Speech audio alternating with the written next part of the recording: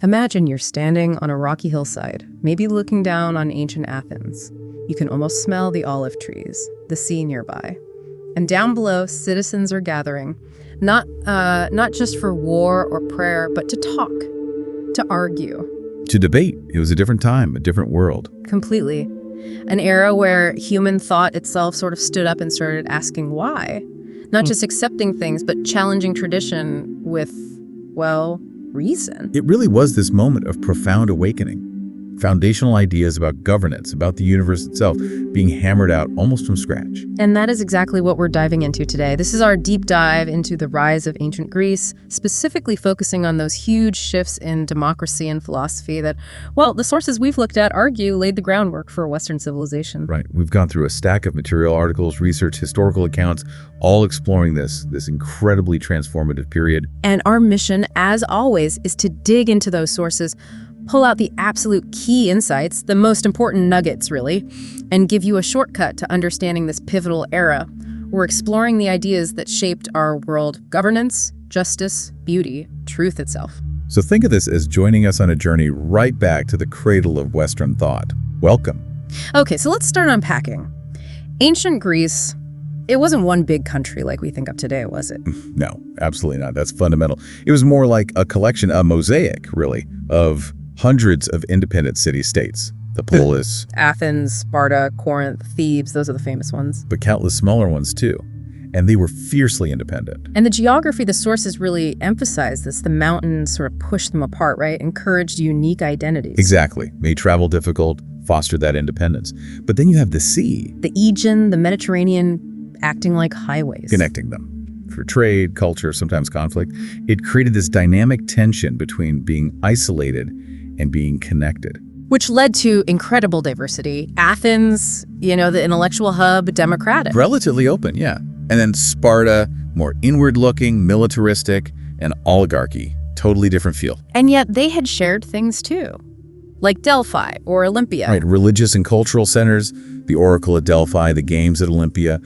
Those things provided a kind of cultural glue, even with all the political fragmentation. Now, it's easy to think this golden age just popped up, but the sources are clear. It came after a tougher period, a kind of dark age. Yeah, following the collapse of the earlier Mycenaean civilization around 1100 BCE, things were pretty fragmented for centuries. It wasn't really until the 8th century BCE that you see this revival kicking off. The archaic revival, they call it. What were the key signs? Well, literacy comes back.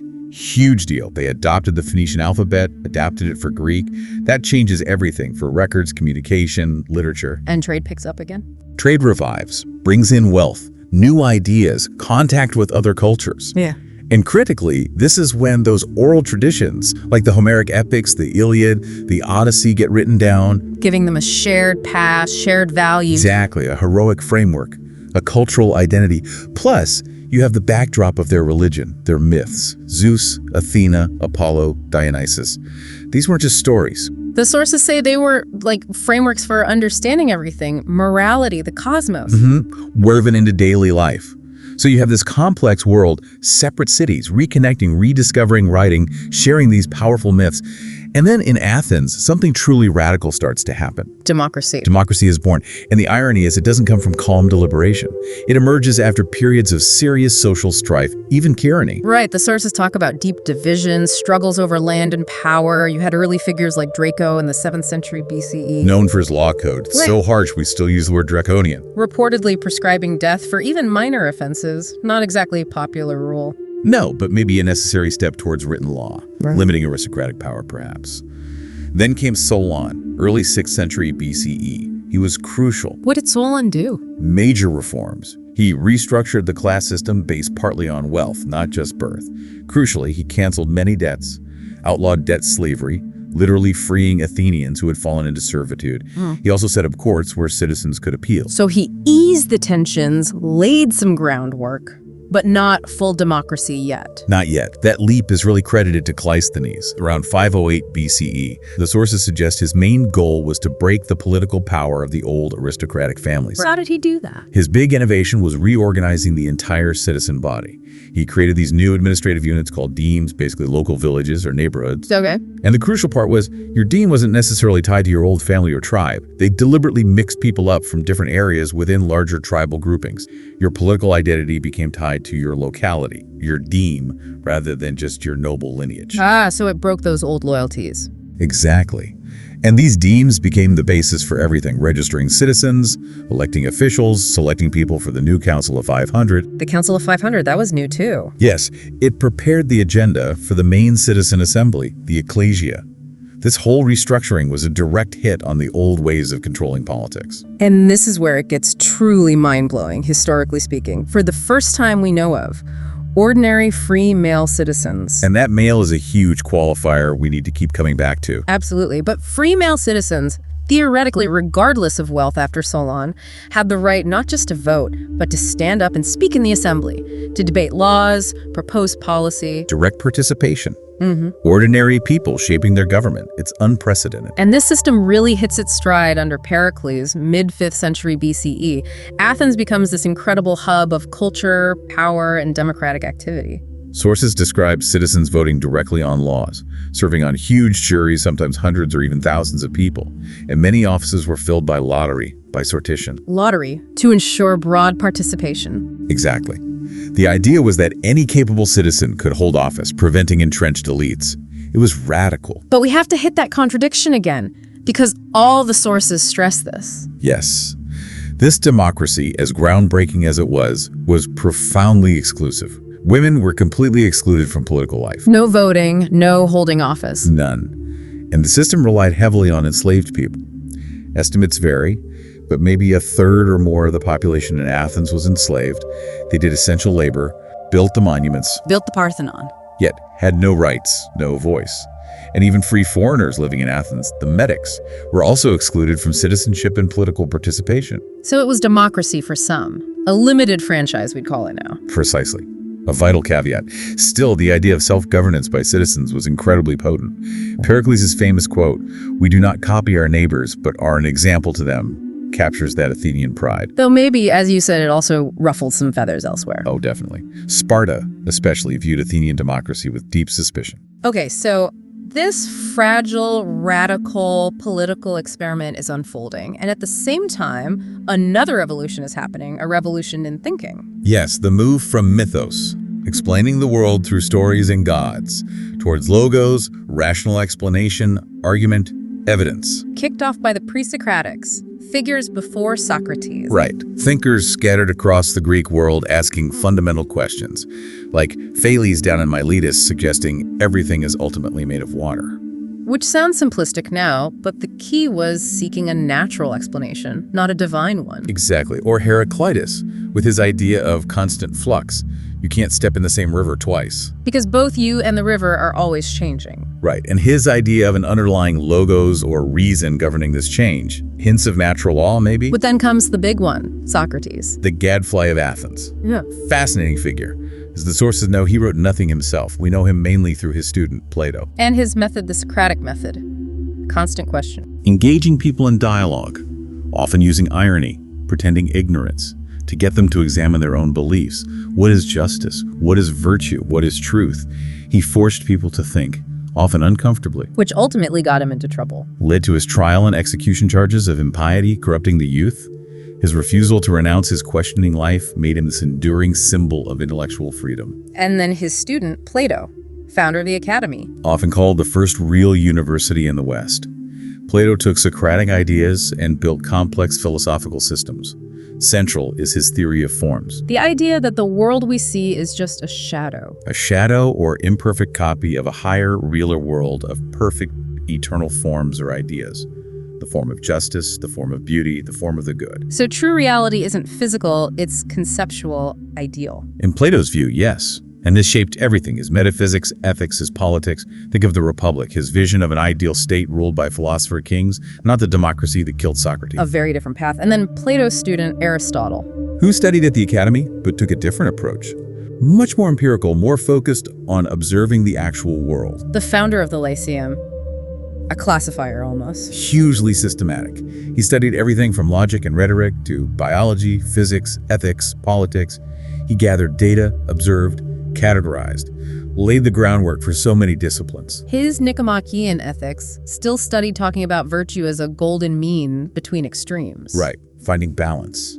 And his politics, where he analyzes different types of government: monarchy, aristocracy, democracy, based on real-world examples, looking at their strengths and weaknesses. So these three, Socrates questioning, Plato reaching for ideals, Aristotle observing and classifying, they really established philosophy as we know it. A monumental shift towards reason, logic, and systematic inquiry. And this explosion of ideas, this civic energy, wasn't just abstract. You could see it, touch it in their art and architecture. Absolutely. Greek aesthetics were all about harmony, balance, proportion, philosophical ideals made concrete. They aimed for an idealized beauty, especially in representing the human form. Like the famous sculptures, the Discobolus, the Venus de Milo, they're not just lifelike, they're sort of perfected versions of humanity. Capturing our exikossilence, virtue in stone or bronze, it was about moral and intellectual ideals as much as physical perfection. And the architecture. The Parthenon is the prime example, right? Built under Pericles on the Acropolis. A temple to Athena, but also a statement about Athens, its power, its piety, its confidence, its commitment to these ideals of order and beauty. Using those classical orders, Doric, Ionic, Corinthian columns, styles that echoed for centuries. Millennia, really. And incredibly sophisticated techniques, too. The sources mention how they used subtle optical corrections, like making columns bulge slightly or curving the base so that the building appeared perfectly straight and harmonious to the human eye. Amazing. Applying geometry and understanding perception to achieve aesthetic perfection. Exactly.